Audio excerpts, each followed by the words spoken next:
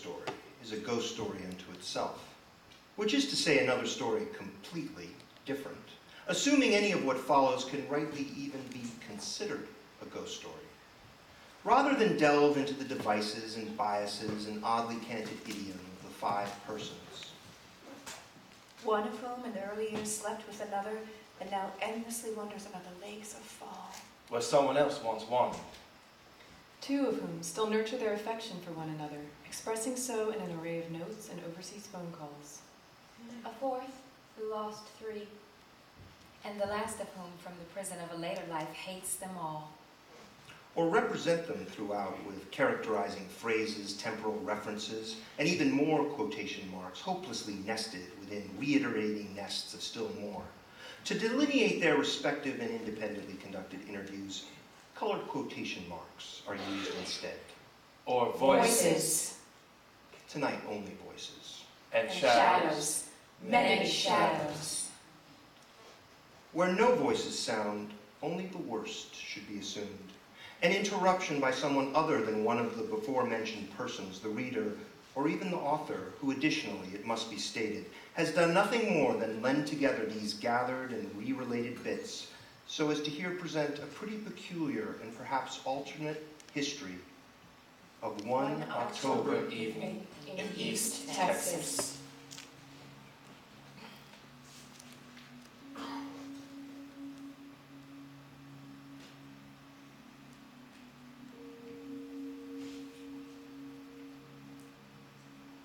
No matter how you cut it. No matter.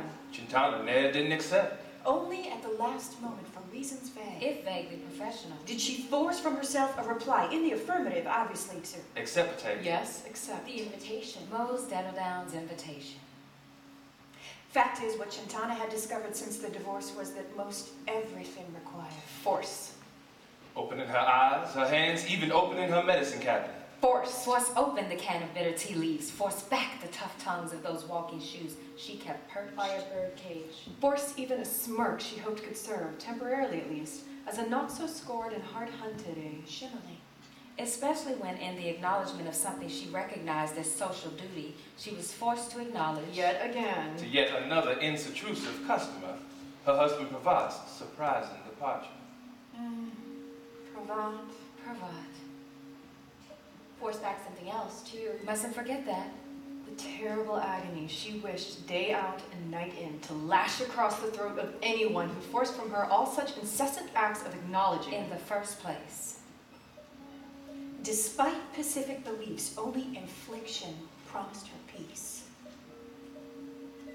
And for sure, As Chintana had found out. What came most effortlessly to her nowadays had already happened. but 5 weeks earlier when the scissors, doing their happy skew across the Bias of a patent lawyer's drapes dancing silvery Sharp through the separating cotton, arrested finally when their metal V wedged deep into her. Soft thumb.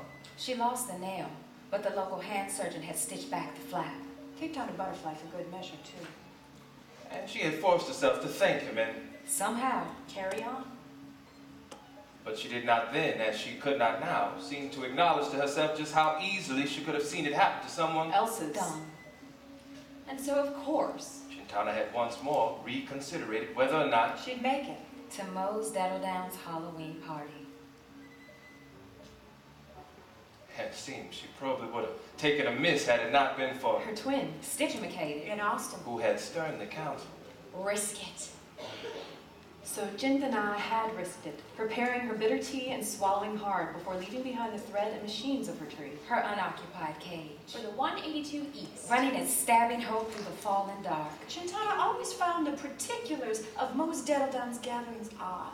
But what else could one expect from a 112-year-old nutjob, still at ease? In those deteriorating ribs of her East Texas removed, slumped down amidst the hickory. And Mexican wild Plum. A few times a year, Mose would generously serve up And booze. sweet. To foretypify the many strangers against the expected strangeness of her minglings where someone like Chintana, a seamstress, could find herself. deflecting the advances of an inebriated city alderman. Mose, though rarely appeared herself. In fact, running into her at all, certainly tonight, would be like crossing up with a ghost. Though a ghost would be nice. Crossing up with a ghost, thought Chintana, was about the only thing that would keep her from Cutting her own appearance short. fact, Jeanlouis had only gotten as far as the coat rack when she thought for the third And last time. About retreat. This being so because the very first person, Not the third or even the second, but the very First person. she was forced to smile at was the already smirking Belinda Kite. Right there in Mose Dettledown's foyer atrium. Belinda Kite, eyeing Jeanlouis' entrance with shearing scrutiny. More red-eyed than a coyote sniffing a salt block and drought. Bango rattle arm, twisting rattler, mean into her song. Gums receding around the dead shine of her teeth like... Well now, if it isn't Miss Lost and Let Down. Belinda Kite might have snipped. Or more benignly, Delivers in the bag. Or just a lucky carnal cluckety-click.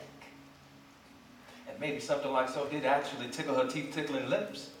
But it never got no further. Not that night. And what a cold, cold night it had already become. Because... The sharpest tongue in East Texas, New York.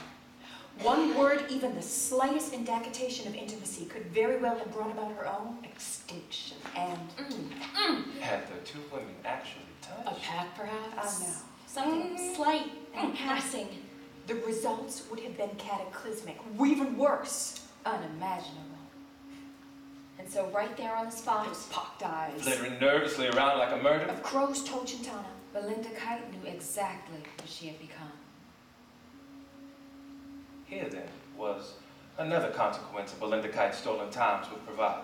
Belinda Kite, who could routinely make anyone cry from Fort Worth to Nacogdoches. who most certainly would make some poor wretch cry tonight. It's all right then. Right there. Right square in the middle of Mose Dettledown's foyer atrium, something she could not challenge. Or even reach for. And so practically ran. Scurrying backwards, pocketed eyes flying off to a side, until Oliver was sidewinding gone for the stammer of guests in the back. Chintana shook inside and reconsidered her twin's counsel. Maybe some things aren't worth the risk. And then along came the little one. And that sure put a change in her. After all, what did they... know about risk. Or care, for that matter.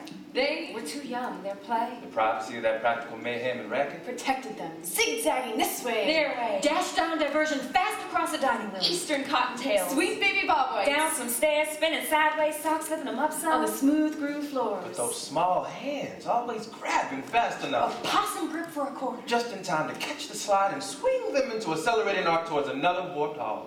And sure comes spring. The wraparound porch outside with its gate that the sweet gum Lob, lolly, pine. and maple could serve their turns. Pernicious turns.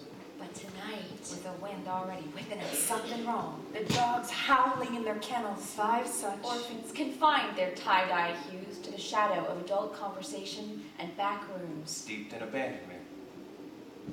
Theirs was abandonment's insurrection. The coup de grace of feral play. And so they flung themselves so. panting and rosy past the foyer door. Astride their steeds, Styx, Palomino, Buckskin. Sorrel, bay, and black, and Chintana felt herself warm and ease. Here was enough. they were enough. And even if Chintana wasn't quite able to put her thumb on it, how strange still that just 5, Orphans. With but the pat-pitter of their footsteps on such an instance. after such an incident, Could catch Stitch, a bit at least. The lacerations of grief 6 months continued to inflict. Their offer was somehow different from everything else. Something mock felt and clean. as if to say, So to say, Or so it seemed.